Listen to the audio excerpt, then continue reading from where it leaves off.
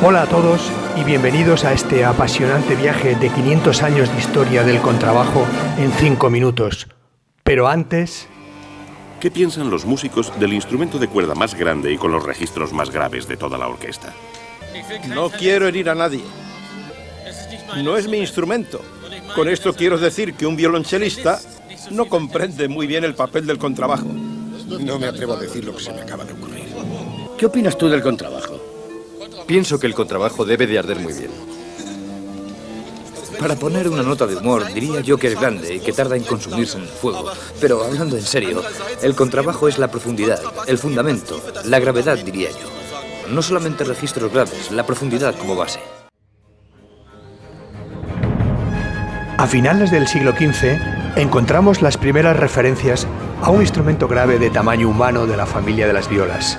Es en 1619 cuando Praetorius describió así en su tratado Syntagma Musicum un instrumento que denominaba gros contrabass, que medía más de 2 metros y cuya afinación era ya similar a la del contrabajo actual.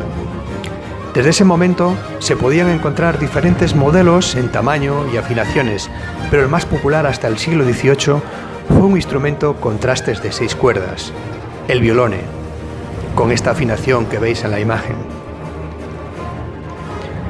Durante el siglo XVII, al aumentar el número de músicos de las orquestas, estos instrumentos se fueron haciendo imprescindibles para realzar la línea de bajo en las grandes obras de música sacra, como las de Bach, o en momentos especiales de óperas, como esta Tormenta de Alcione de Marin Mague, que estáis escuchando, compuesta en 1706 y que da paso al siglo XVIII, la que podríamos considerar como la primera edad de oro de nuestro instrumento.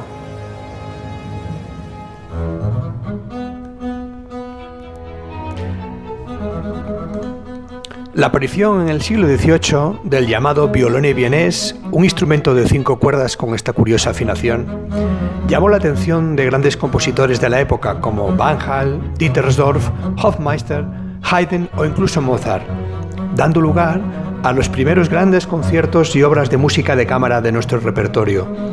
De esta manera, su papel en la orquesta se hizo más relevante e imprescindible en todas las agrupaciones, como podemos comprobar en esta plantilla orquestal del Gran Teatro de Versalles de 1773.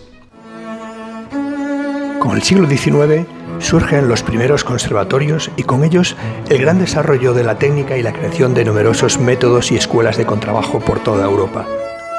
La aparición del gran Domenico Dragonetti, con su potente sonido, gracias a su instrumento de solo 3 cuerdas y su especial modelo de arco, provocó que el violone vienés cayera en desuso.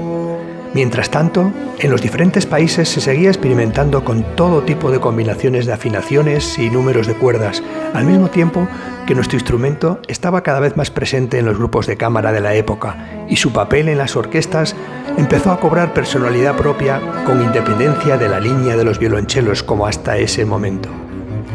Todo este enorme desarrollo evolutivo culminó en la segunda mitad del siglo con la figura de Giovanni Bottesini, probablemente el nombre más importante de la historia de nuestro instrumento, tanto por su enorme aportación de obras al repertorio como por haber desarrollado la técnica hasta un punto inimaginable en ese momento. Con él se consolida también la técnica de arco por encima de la vara, que conocemos actualmente como arco francés y que deriva de la técnica del violonchelo. En el siglo XX se dan varios factores que provocan lo que podemos denominar la segunda edad de oro del contrabajo. La estandarización de la afinación, tal y como la conocemos hoy de 4 cuerdas, mi, la, re, sol, la aparición de grandes solistas en todos los países occidentales que fomentan la creación de repertorio nuevo y la gran revolución pedagógica propiciada por la construcción de pequeños contrabajos para niños. Sin perder ese espíritu híbrido de toda su historia, hoy en día siguen conviviendo las dos técnicas de arco, francés y alemán, y también se utilizan bajos de 5 cuerdas o extensores, con el fin último de dar mayor profundidad y fundamento al conjunto orquestal, el principal motivo de su origen y de todo su enorme proceso evolutivo. Y no podemos terminar nuestro viaje sin mencionar al jazz, la música tradicional o popular y todos aquellos estilos de música en los que el contrabajo es parte esencial como soporte rítmico armónico y donde también puede desarrollar sus enormes posibilidades melódicas, características que la han convertido en uno de los instrumentos más versátiles de la historia.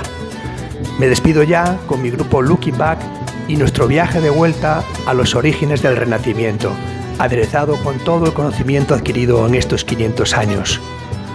Nos vemos en el aula de orquesta y coro RTVE.